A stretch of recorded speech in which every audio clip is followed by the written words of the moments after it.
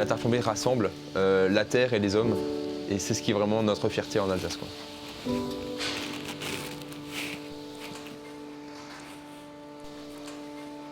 Tout commence par le respect de la terre, le respect de l'animal et le respect des hommes.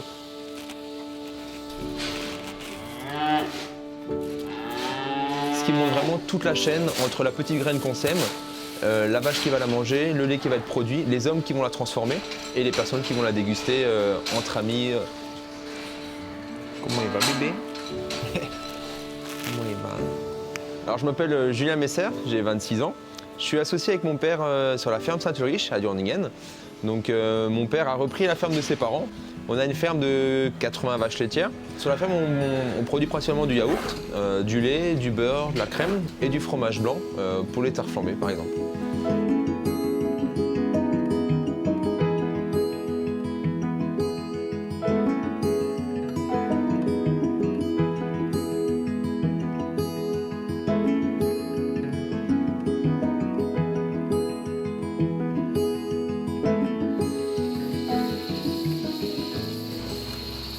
Donc là, on est devant le robot de traite.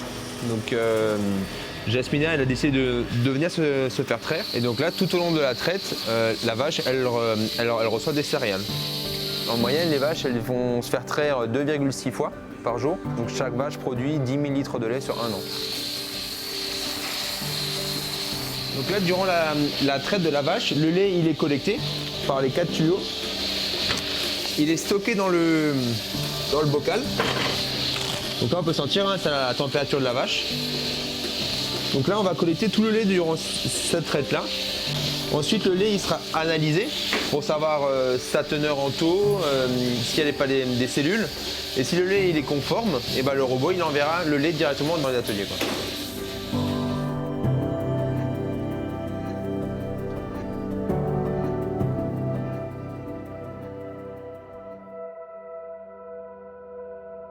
Alors là, on arrive dans l'atelier de transformation.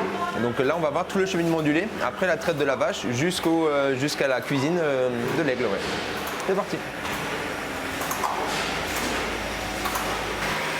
Donc là, le lait, il est stocké dans les grandes citernes, là. Donc il arrive en permanence, comme les vaches sont traites toute la journée. Une fois qu'il est là-dedans, il est refroidi à 3 degrés. Et après, il est pasteurisé. Donc on va le monter en température pour hygiéniser le lait. Et une fois qu'il est pasteurisé, on va le remettre dans des cuves, on va rajouter les ferments et la présure.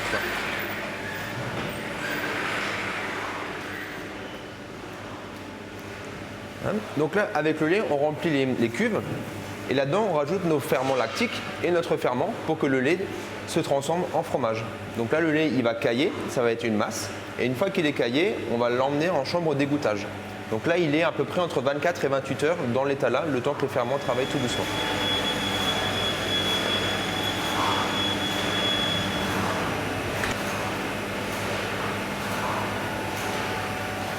Donc là, c'est vraiment du fromage qui est à l'état naturel, on va dire, grumeleux. On le met à l'intérieur de la machine et on rajoute du lait ou de la crème pour qu'il soit onctueux. L'aspect physique du fromage est vraiment variable durant l'année, suivant la qualité du lait des vaches. Donc en été, on aura du fromage un peu plus liquide parce qu'il y aura moins de taux dans le lait. Et en hiver, on aura un fromage un peu plus onctueux, quoi.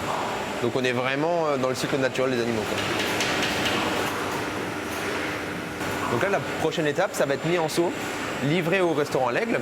Et là-bas, ils vont rajouter les ingrédients suivant leur qualité de fromage désiré, donc de la crème, tous les ingrédients. Et il se passe en règle générale, du coup, entre leur restaurant et la vache, 48 heures, quoi.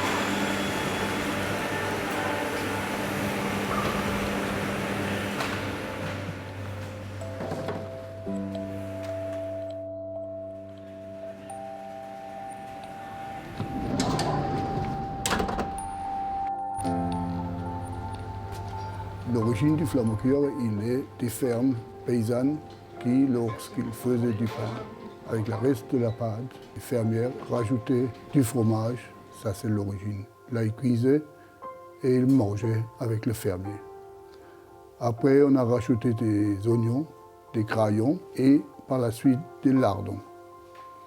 Et ça se perdure encore aujourd'hui.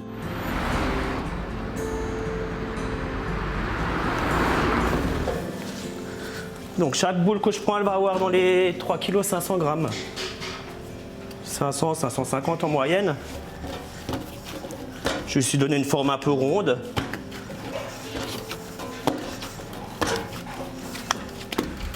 Donc la boule là, la grande, ça me donne 30 petites.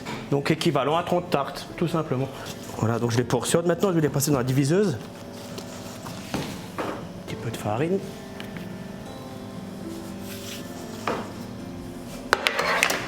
Donc la diviseuse, elle est simple, hein. Au départ, on presse. Au départ, on la presse pour que la pâte elle soit bien appuyée. Puis on a juste à tirer. Et voilà, elle est divisée en 30. Je donne juste la forme un peu ronde pour que la pâte, en fait, quand elle passe dans le laminoir, dans la grande machine, ça sera ovale. Les tartines sont bien ovales. Donc 60 par planche, quoi. Et donc ce soir, en tout, on a préparé dans les 180 à 190 tartes. Donc j'ai 5 boules de pâte. En général, on fait par 5. Hein. Je les farine.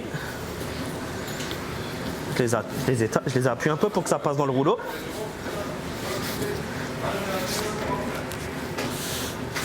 Voilà. Donc là, je vais faire 2 fois l'aller-retour.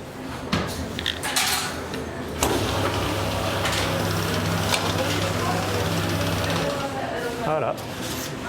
Je farinais la planche aussi pour pas que ça colle.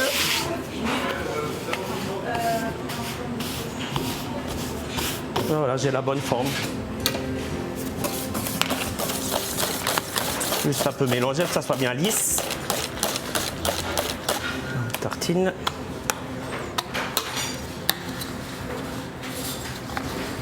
Voilà, que ça soit uniforme et qu'il n'y en ait pas trop.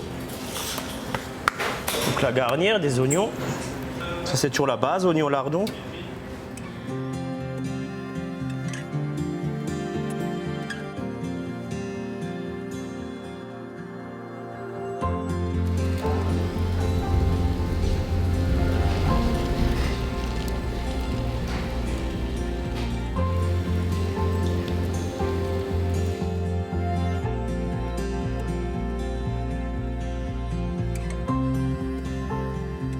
Alors la tarte flambée est un plat vraiment traditionnel et c'est vraiment toute une histoire.